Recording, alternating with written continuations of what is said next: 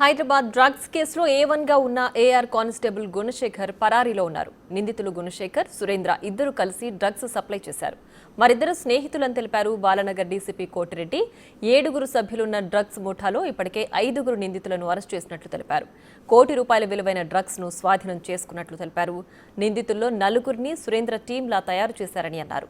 వీరిలో 5 బాపట్ల జిల్లాకు చెందిన డ్రగ్స్ పెడ్లర్లు దొంతిరెడ్డి, హరిబాబురెడ్డి, చెంగుడి మెర్సీ, షేక్ మస్తాన్ వలి, ఏసుబాబుగా గుర్తించారు. 820 గ్రాముల ఎపిడ్రిన్తో కూడిన కొకెయిన్, డిజిటల్ వెయిట్ మిషన్, 5 మొబైల్స్ను స్వాధీనం చేసుకున్నారు. దందా ప్రధాన నిందితుడు గుణశేఖర్ తిరుపతికి చెందిన వ్యక్తిగా గుర్తించారు పోలీసులు. బాలానగర్ జోన్లో SOT Balanagar, Kukatpally local police జాయింట్గా డ్రగ్స్ సంబంధించినటువంటి ఒక గ్యాంగ్ని పట్టుకొని వాళ్ళని వెరిఫై చేయగా ఇందులో వాళ్ళ దగ్గర నుంచి 820 గ్రామ్స్ కొకైన్ మరియు ఎపిడ్రిన్ మిక్స్డ్ డ్రగ్ పట్టుకోవడం జరిగింది. దాంతోపాటుగా ఒక వేయింగ్ మిషను కూడా సీజ్ చేయడం జరిగింది. ఇందులో ముఖ్యంగా ఇది చిత్తూరు, తిరుపతి నుంచి స్టార్ట్ అయింది దీని యొక్క జర్నీ.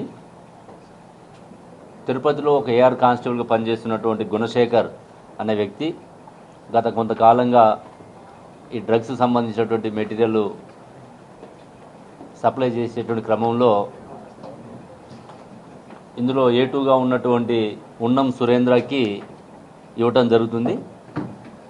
ఈ ఉన్నం సురేంద్ర ఈ ఎపిసోడ్కి ముందు బెంగళూరులో పోయి ఒక 500 గ్రాముల సేమ్ ఇదే మిక్స్డ్ డ్రగ్ని అక్కడ అమ్మడం జరిగింది.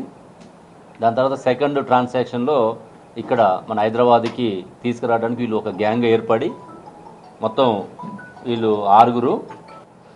వీళ్ళందరూ కూడా ఫస్ట్ ఎవరైతే ఏఆర్ కానిస్టేబుల్ ఉన్నాడో గుణశేఖర్, అతనికి ఈ ఉన్నం సురేంద్ర ఈ తిరుపతి నేటివ్ కాబట్టి ఇద్దరు వాళ్ళు ఫ్రెండ్స్ కావటము, ఆ ఫ్రెండ్షిప్లో వాళ్ళు ఏ సమాచారం ఉన్నా షేర్ చేసుకోవటము.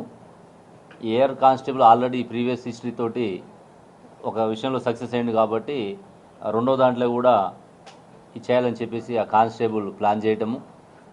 ఈ సురేంద్రకి ఉన్నటువంటి ఆర్థిక ఇబ్బందుల్ని అధిగమించాలనే ఉద్దేశంతో ఒక ఈజీ మనీకి అలవాటు పడి ఈ యొక్క అది ఇచ్చినటువంటి ప్లాన్కి ఓకే